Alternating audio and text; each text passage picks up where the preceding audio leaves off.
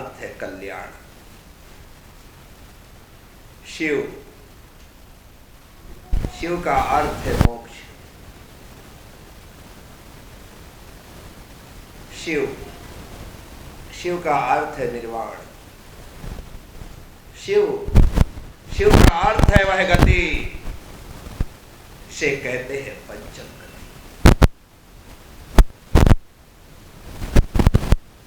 सौ और शिव सिर्फ एक मात्रा का अंतर है।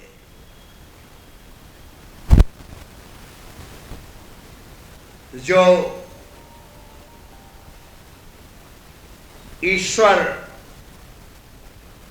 की इकार की साधना करता है, अर्थात जो ईश्वर की आराधना करता है, वह 100 होने से बच जाता है और शिव हो जाता है।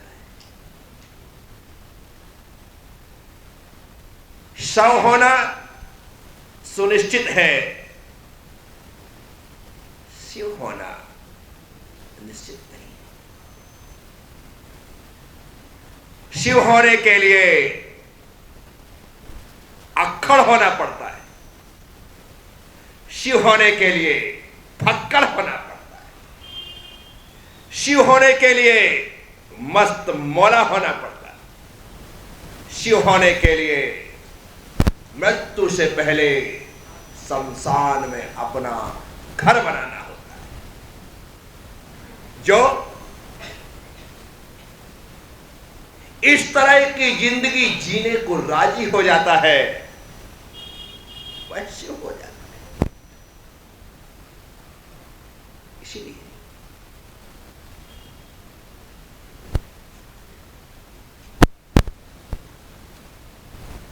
मरने के बाद भी जहां जाने से डर लगता है, वहां जीते जी जाने के लिए कहा जा रहा है।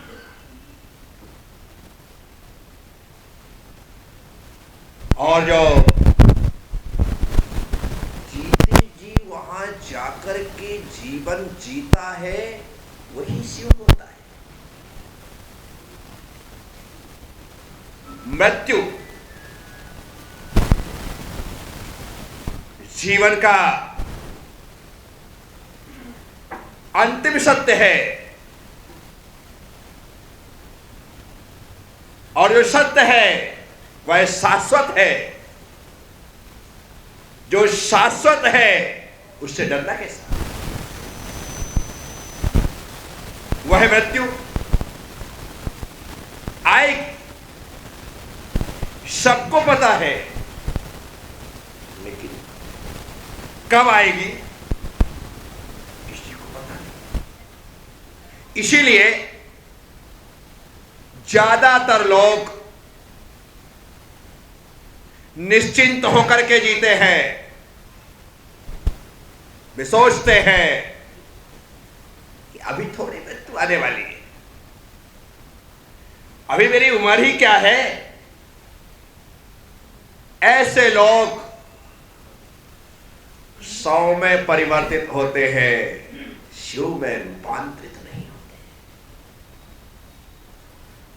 और जो सोचते हैं मृत्यु किसी भी पल आ सकती है, कल, आज, अभी, इसी वक्त,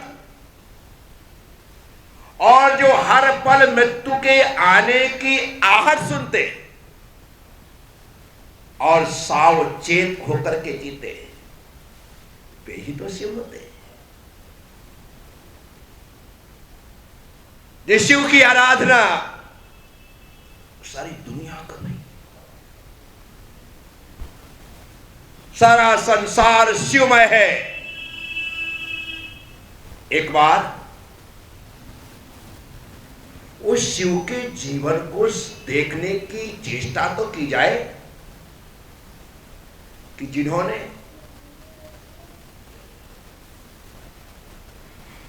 वहां रहना स्वीकार किया जहां जाने से सब डरते। उस भभूत से श्रृंगार किया जिसे लोग छूने पर स्नान करते। उन्हें अपना यार दोस्त बनाया, अपना परिवार बनाया, जिनसे सब दूर से ही हाथ जोड़ लेते। उन भूत प्रेत उनकी बारात में थे, उनके साथ। जिन जिन चीजों से तुम डर रहे हो वो उनके परिवार में। कोई तो बात है, शिव कोई संकेत तो दे रहे हैं। दुनिया उनके संकेत को नहीं समझ रही है, बात अलग है, लेकिन संकेत तो है। संकेत यह है जिनसे आप डर रहे हैं वो उनके परिवारजन हैं, उनके गुरुजन हैं, उनके रिश्तेदार हैं, उनके यार दोस्त हैं। कहने का मतलब है संसार में किसी से डरिए मत, सबको अपना मान लो, अपने आप खत्म। तुम पराया मानते, इसलिए आपने सुना होगा भूत प्रेतों को पराया भी कहते हैं। क्या कहते हैं? पराया भी कहते हैं कि भाई इन्हें भूत प्रेत लग गए, पराया लग गया। उन्हें पराया भी कहा। किसी को भूत प्रेत की बाधा हो जाए तो, या कहीं कुछ दिखाई दे जाए, किसी मकान आदि में कोई कह दे कि यहाँ पर ऐसा भय है, तो कहते यहाँ कोई आत्मा है। भूत प्रेतों को आत्मा भी कहा जाता है, पराया कहा जाता है। विचार करने जैसा है। शिव ने अपना बनाया उन्हें क्योंकि वो आत्मा है। जिन्हें तुम पराया कह रहे हो उन्हें अपना लिया। संसार में कौन पराया है? सब अपने हैं। ऐसा सोच करके जिए, वही तो शिव है। साथियों, शिवरात्रि है, बारात भी निकल रही है देश में, और जिनमें विशेष रूप से लोग भूत प्रेत बनकर के निकल रहे होंगे। आप ऑनलाइन देखना, अभी उज्जैन में ही महाकाल की वहां निकलेगी बारात, तो इतने सारे भूत प्रेत उसके बारात में रहेंगे कि आप सोच में पड़ जाओ। कमाल है। क्या हो गया?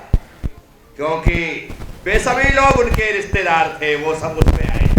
और सन्यासी कहलाता है। शिव है क्या? ऐसा सन्यासी जिसके बारे में कोई सोच नहीं सकता है। दिगंबर कहे जाते हैं शिव, अजन्मे कहे जाते हैं शिव। शिव के लिए जितना कहा जा रहा है, यदि हम जैन फिलॉसफी से उन्हें जोड़े तो जिन्हें शिव कहा जा रहा है वही आदिनाथ, जिन्हें आदिनाथ कहा जा रहा है वही शिव है। कैलाश पर्वत दोनों का स्थान है। नंदी वृषभ दोनों का चिन्ह है, सवारी। त्रिशूल त्रिरत्न दोनों के प्रतीक हैं। दिगंबर दोनों की अवस्था है।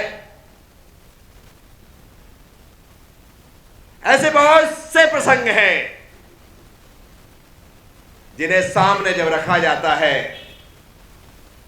तो दोनों समानांतर नहीं, दोनों समान ही है, ऐसा महसूस करते हैं। ऐसा शोधकर्ताओं ने शोध करके हमारे सामने प्रस्तुत किया।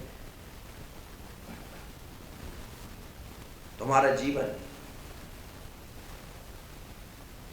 शिवमय। जो लोग सिर्फ शिवलिंग पर बिल्वपत्र चढ़ा रहे हैं, फूल चढ़ा रहे हैं, जलगंध और दूध चढ़ा रहे हैं। इतना ही पर्याप्त नहीं है। मैं सिर्फ इतनी बात नहीं कहता हूं, यदि आप अपने मंदिरों में जाकर के सिर्फ जल चढ़ा रहे हैं, अभिषेक कर रहे हैं, इतना ही पर्याप्त नहीं, उसके आगे भी कुछ है, क्योंकि तो रास्ता है। यहां से ही चलते हुए आदिनाथ तक, महावीर तक, शिव तक पहुंचा जाता है। और हम सोचते हैं कि बस यही क्रिया, यही प्रक्रिया शिव को प्रकट कर देगी। शिव शिवलिंग से प्रकट नहीं होंगे, शिव तो हमारे भीतर से प्रकट होंगे, और वो आगे की यात्रा है जो हमारे द्वारा की जाएगी। शुभारंभ है भगवान की पूजा, भगवान की भक्ति, और यहां से बढ़ते हुए हमें स्वयं तक पहुंचना है। ये मूर्तियां, ये प्रतिमाएं, ये विग्रह क्यों होते? सिर्फ इसलिए ताकि हम उन्हें देख करके अपने आप को देख सकें, ताकि हमें उन मूर्तियों के दर्शन के बाद अपने आप का बोध आ सके। लेकिन ज्यादातर लोग उन विग्रहों में, मूर्तियों में उलझ करके रहते। मैं कहता हूं मूर्ति पूजा होनी चाहिए, क्योंकि बिना मूर्ति पूजा के आप अमूर्तिक तक पहुंच ही नहीं सकते। वेदों की ऋचाओं में जो लिखा है, तमसो मां ज्योतिर्गमय, अस्तो मां सदगमय, है क्या? ऋषियों ने यदि ऋचाओं में लिखा है तमसो मां ज्योतिर्गमय, अंधकार से प्रकाश की ही यात्रा है, असत से सत की यात्रा है।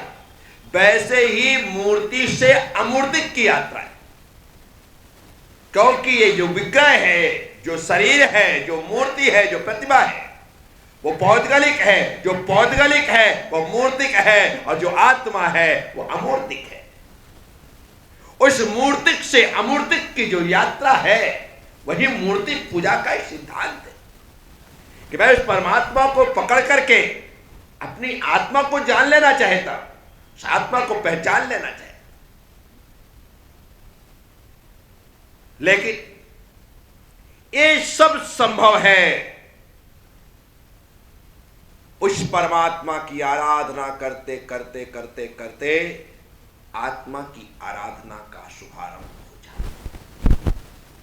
जिंदगी भर परमात्मा की आराधना नहीं करनी है। आधी जिंदगी परमात्मा की आराधना के लिए है, और आधी जिंदगी खुद की आत्मा की साधना के लिए है। ये प्रक्रिया है, और हम पूरी जिंदगी उसी में होम देते नहीं। खुद के लिए करना होगा। आंख खोल करके तो भगवान को बहुत देखा है, अब आंख मूंद करके भगवान को देखना होगा। आंख मूंद करके जिस दिन भगवान दिखने लग जाए तो समझना अब यात्रा सबसे शिव की ओर बढ़ चुकी है, और वह परमात्मा आंख मूंदने पर दर्शन देने लगा है। अभी तो आंख खोलने पर भी ढंग से भगवान दिखाई नहीं देता है। खुली आंख से तो गलतियां होती हैं, लेकिन मुंदी आंख से कभी गलतियां नहीं होती। आपको चश्मा लगता है, चश्मा ना हो तो खुली आंख से देखने में तकलीफ हो जाती है। लेकिन मैंने खुद का अनुभव किया है कि मुझे भी चश्मा लगता है 1.5 पौने 2 नंबर का, और चश्मा उतार दो तो मुझे दिखता नहीं ढंग से। लेकिन सपने बराबर साफ दिखते हैं।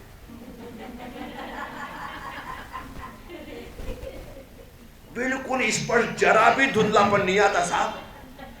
दूर कभी दिखता है, पास कभी दिखता है। मैंने विचार किया, कहा कि प्रज्ञा सागर कमाल है, जो आंखें खुलने के बाद इतना नाटक करती है, मुंदने पर एकदम साफ देखती। बात क्या है? जब कमजोर आंखों से एकदम साफ सुथरे सपने देखे जा सकते हैं, तो आंख बंद करके उस परम प्यारे परमात्मा को भी देखा जा सकता है, उसका दीदार किया जा सकता है। बस आंख मुनने पर नींद होती है तो सपना दिखता है, और आंख मुनने पर जागृति होती है तो परमात्मा दिखता है। बस फर्क इतना ही पड़ता है। हमने कभी आंखें उसे देखने के लिए मूंदी कहाँ है? जिस दिन उसे देखने के लिए आंख मूंद लेंगे तो वो दिखाई नहीं देगा। क्या देखा? हमने कोशिश ही नहीं की, हमने पुरुषार्थ ही नहीं किया, हमने प्रयास ही नहीं किया। मैंने ऐसे ऐसे लोगों को देखा है जिन्हें ढंग से दिखाई नहीं देता है तो वो चश्मा उतार करके देखते हैं,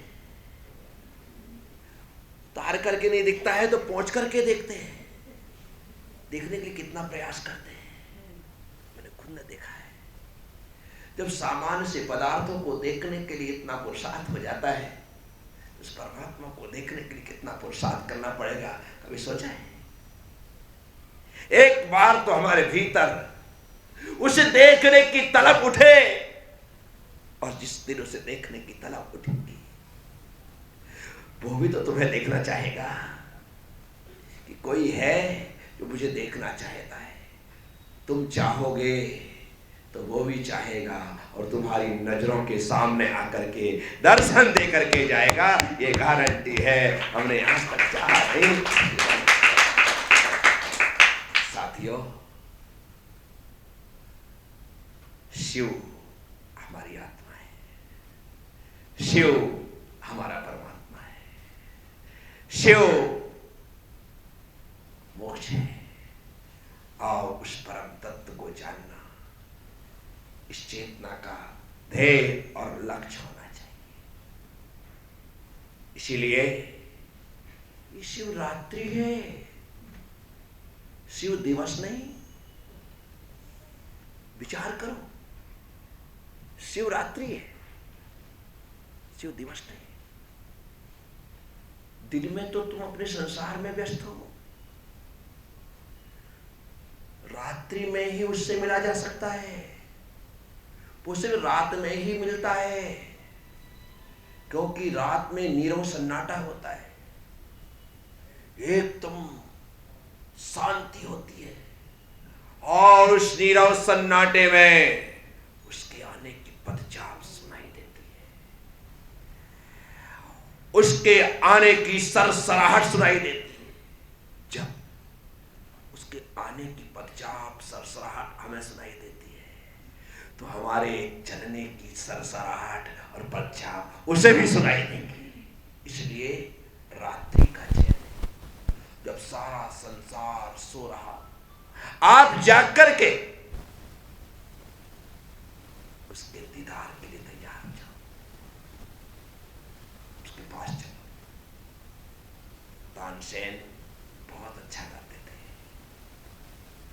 कमर बादशाह ने कहा कि तानसेन, तुम इतना अच्छा गाते हो, तुम्हारे गुरु कितना अच्छा गाते हो? बोले महाराज, शहंशाह, मेरे गुरु का पूछिए, मैं तो उनके सामने कुछ भी नहीं। मेरे गुरु जो गाते उसे सुनने के बाद तो बस आप संसार को भूल जाएंगे। तो मैं तुम्हारे गुरु को सुनना चाहता हूं, बस यही तो समस्या है महाराज। जैसे मैं आपके दरबार में आपके आदेश से गा सकता हूं, मेरे गुरु किसी के आदेश से नहीं गाते, वो उसके आदेश से गाते। वो कहता है और वो गाना चालू कर देते, वो मना कर देता, वो मौन हो जाते।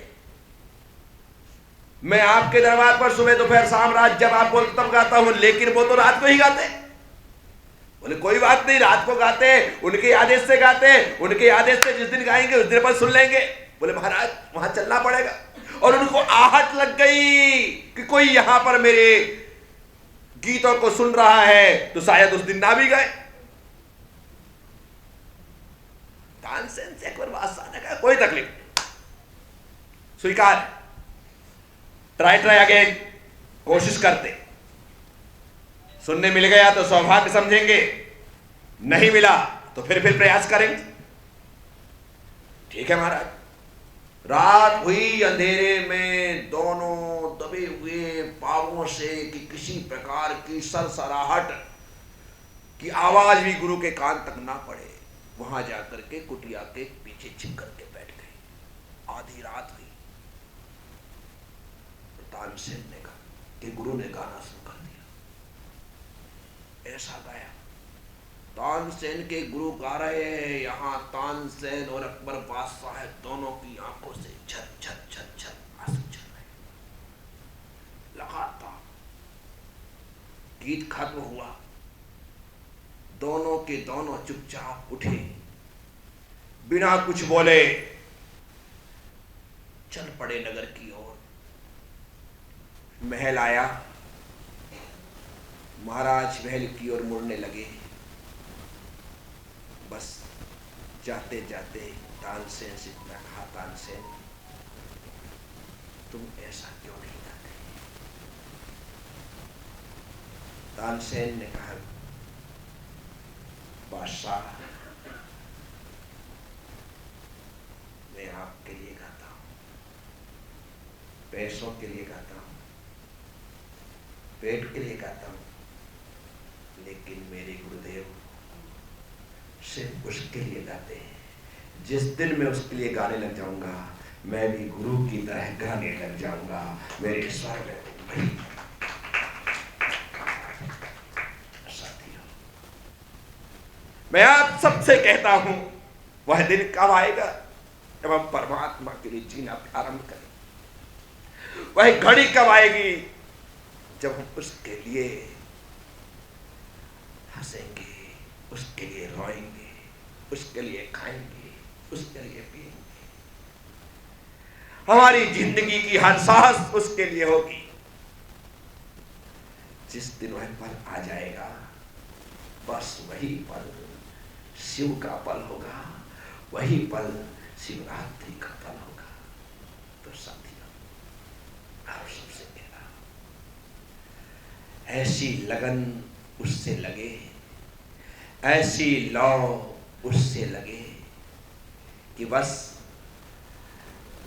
वो हो और मैं हूं और वो, हम दोनों के बीच में तीसरा कोई ना हो।